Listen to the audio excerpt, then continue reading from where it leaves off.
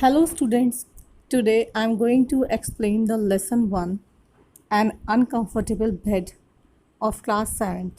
So let's start. One autumn, I went to spend a few days with some friends in Picardy.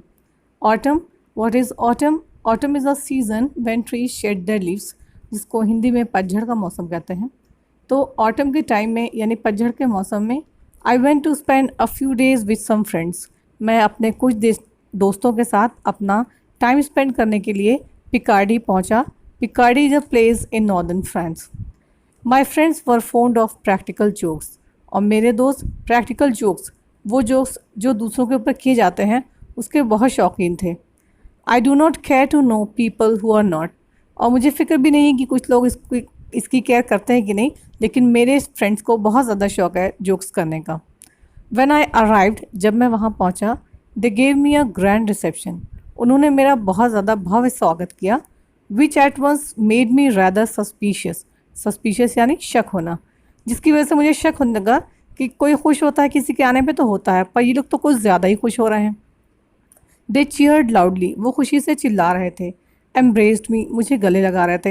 And made much of me. Made much of me यानी जितना मैंने सोचा था उससे कुछ ज़्यादा ही मेरा स्वागत कर रहे थे. As if they expected to have great fun at my expense. ऐसा लग रहा था कि इस बार वो शिकार बना करके मेरे द्वारा ही बहुत ज़्यादा कुछ मजाक करने वाले हैं. I said to myself. मैंने फिर अपने आप से मन ही मन में कहा, लुक आउट ओल्ड फेरे. फेरे एक स्मॉल कैट लाइक एनिमल होता है जो रैबिट्स का शिकार करता है, लेकिन यहाँ पे राइटर ने अपने आप को फेरे की तरह एड्रेस किया है. उन्होंने कहा अपने आप से मन ही मन बुदबुदाया कि लुक आउट फेरे, लग रहा है तुम्हारे लिए इन्होंने कुछ अच्छा जोक कर रखा है जो तुम्हारे ऊपर ये अप्लाई करेंगे. During the dinner the मर्थ was excessive. मर्थ means entertainment. तो डिनर के दौरान जो एंटरटेनमेंट था वो कुछ ज़्यादा ही हो रहा था. आई थॉट, मैंने सोचा, here are people who are really amused. Amuse means खुश होना. टू अम्यूज्ड, यहाँ पे जो लोग हैं कुछ ज़्यादा ही खुश हो रहे हैं. There does not seem to be any reason for so much mirth. मुझे लग रहा था कि इतनी खुशी, इतने एंटरटेनमेंट के लिए कोई रीज़न नहीं था, लेकिन फिर भी ये कुछ ज़्यादा ही खुश हो रहे हैं. They must have plan some good joke. इसका मतलब इन लोगों ने कोई अच्छा जोक प्लानिंग कर रखा है. Surely I am to be the victim of the joke. Attention. फिर मैंने मन ही मन अपने आप को सावधान करते हुए कहा कि लग रहा है ज़रूर मैं ही शिकार हूँ जोक का. The entire evening everyone laughed in an exaggerated fashion. Entire यानी पूरी. द एंटायर इवनिंग, पूरी शाम. Everyone laughed in an exaggerated fashion, सब इतना खुश थे, इतना ज़्यादा खुश थे कि जितना होना चाहिए था उससे भी कहीं ज़्यादा खुश थे, जिसकी वजह से मेरा शक और गहरा होता जा रहा था. Just as a dog can smell whatever it is hunting. जिस तरह से एक डॉग अपने शिकार को आराम से स्मेल कर लेता है. I could almost smell a practical joke in the air. उसी तरह मैं भी आराम से शक कर रहा था कि मेरे ऊपर क्या जोक होने वाला है, पर मैं गेस नहीं कर पा रहा था.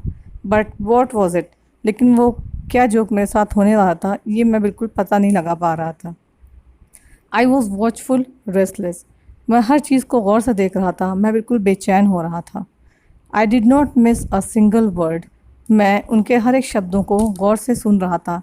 और अ मीनिंग, और उनके अर्थों पे ध्यान लगा रहा था. और a jester. Jester means facial expression, चेहरे के जो हाव भाव होते हैं. मैं हर उस चीज़ पे गौर कर रहा था जिसके ऊपर मुझे शक हो रहा था. Everyone seem to be a suspect. मुझे हर इंसान पे शक हो रहा था. And I even looked distrustfully at the faces of the other guest. और बाकी जो अदर गेस्ट बैठे थे, मुझे उनके ऊपर भी शक हो रहा था. मुझे उनके ऊपर बिल्कुल ट्रस्ट नहीं हो रहा था. The hour struck for going to bed. अब सोने का टाइम हो गया. The whole household came to accompany me to my room. वाई. सब लोग मुझे मेरे रूम तक छोड़ने आए. क्यों? इसकी वजह से शक और गहरा होता जा रहा था. They call to me good night. उन्होंने मुझे सब ने गुड नाइट कहा. I entered my room. मैं अपने रूम में एंटर हुआ. Shut the door. दरवाज़ा बंद किया. And remained standing. और थोड़ी देर खड़ा रहा. Without moving a single step. और मैंने एक कदम भी नहीं हिलाया क्योंकि मुझे शक था कि लग रहा है आगे कोई ख़तरा है. Holding the candle in my hand. और मेरे हाथों में कैंडल था.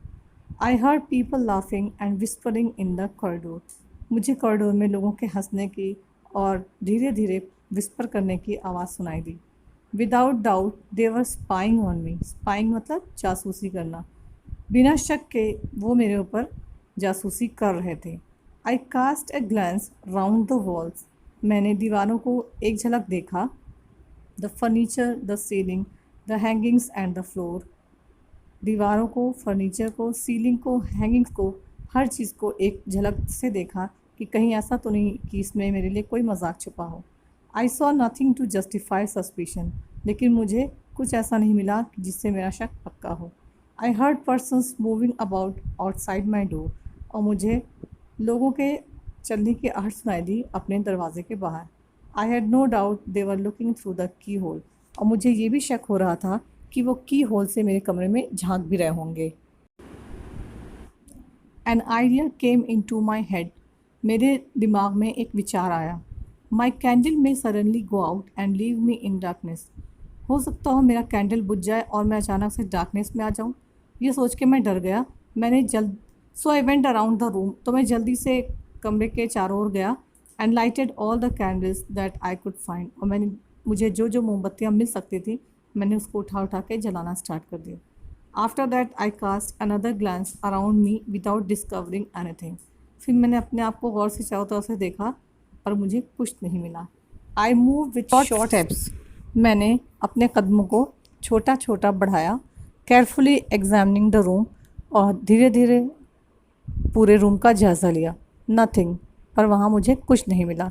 आई इंस्पेक्टेड एवरी आर्टिकल। मैंने हर चीज़ उठा करके उसका इंस्पेक्शन किया, उसका जायज़ा लिया, वन आफ्टर द अदर, एक एक करके। Still nothing. फिर भी मुझे कुछ नहीं मिला। I went over to the window. फिर मैं विंडो के पास गया। The shutters, large wooden shutters, were open. Window के जो शटर थे, जो दरवाजे थे जिससे विंडो को बंद किया जाता है, वो बड़े बड़े थे और पूरे खुले हुए थे। I shut them with great care. मैंने उसको बहुत संभाल करके बंद कर दिया। And then drew the curtains. फिर मैंने कर्टन्स को खींचा, पर्दों को खींचा। एनॉर्मस वेलवेट कर्टन्स, वेलवेट के बड़े बड़े खूबसूरत पर्दे। And placed a chair in front of them. और उसके आगे चेयर लगा दिया, so as to have nothing to fear from outside, ताकि वह बिल्कुल ठीक से बंद हो गया जिससे ना कोई अंदर आ सकता था और ना कोई अंदर देख सकता था कि इस कमरे में हो क्या रहा है। So students, enough for today. Rest we shall continue it the next day. Thank you.